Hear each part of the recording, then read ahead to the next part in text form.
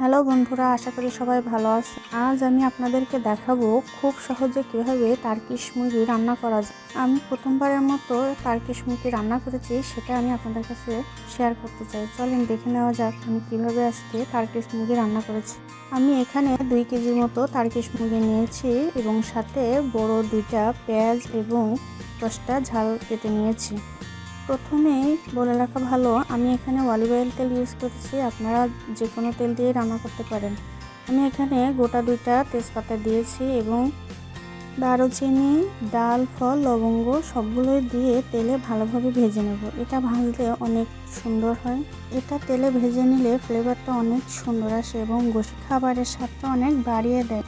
আমি এগুলোকে ভালোভাবে ভেজে নেব, নাড়াচাড়া দিয়ে বাদামি কালার না হওয়া পর্যন্ত ভাজবো। দেখেন আমি কিভাবে ভাজতেছি। তারপরে কেটে রাখা ঝাল এবং পেঁয়াজগুলো দিয়ে দেব, দিয়ে এগুলো ভালোভাবে ভেজে নেব। বাদামি কালার হলেই তারপরে ভাজা বন্ধ করব, এর আগে ভাজা বন্ধ করব না। দেখেন আমি কিভাবে ভাজতেছি। আমার এখানে অনেকগুলো পেঁয়াজ, কারণ আমার 2 কেজি মতো মাংস, এর জন্য অনেকগুলো পেঁয়াজ দেওয়া লাগছে। আপনারা আপনাদের পছন্দ মতো পেঁয়াজ দিতে পারেন। আমি পেঁয়াজগুলোকে বাদামি কালার করা পর্যন্ত অপেক্ষা করব। তারপরে এগুলো বাদামি কালার হয়ে গেলে আমি এখানে লবণ অ্যাড করব।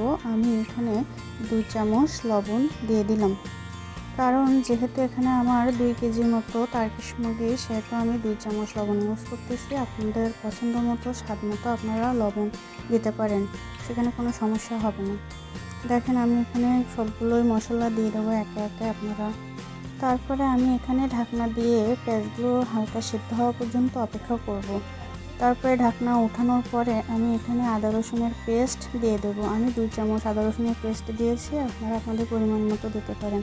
তারপরে আমি 2 চামচ হলুদের গুঁড়া দেব এবং তারপরে 1 চামচ গরম মশলা দিয়ে দেব।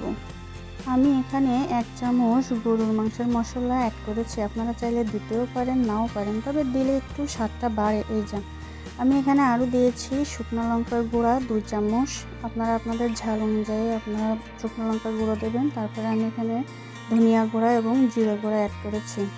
আমি এখানে সবগুলো উপকরণ মোটামুটি দিয়ে দিয়েছি। এবার এগুলোকে সুন্দরভাবে নাড়াচাড়া করব, যাতে মশলাগুলো একসাথে অ্যাড হয় এবং ভালোভাবে সিদ্ধ হয়। সিদ্ধ হওয়া পর্যন্ত অপেক্ষা করব। আমি এখানে অল্প পরিমাণে পানি অ্যাড করব, এগুলো ভালোভাবে সিদ্ধ হওয়ার জন্য আমি কিন্তু অল্প পরিমাণে পানি অ্যাড করে দিয়েছি। এখানে আমি মাংস ভালোভাবে কষিয়ে নেব। তারপরে আমি এখানে ঢাকনাটা দিয়ে মশলাগুলো ভালোভাবে সিদ্ধ করার জন্য বসিয়ে দিয়েছি।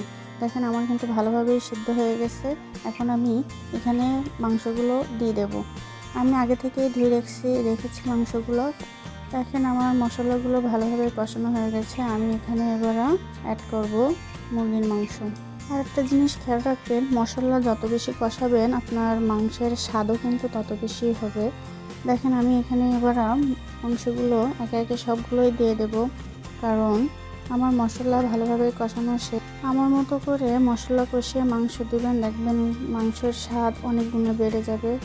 তারপরে এভাবে দিয়ে ঢাকনা দিয়ে ঢেকে দেবেন। মশলার সাথে মাংস ভালোভাবে মিশিয়ে ঢাকনা দিয়ে ঢেকে দিলে তখন আস্তে আস্তে আস্তে জালে বসিয়ে দেবেন।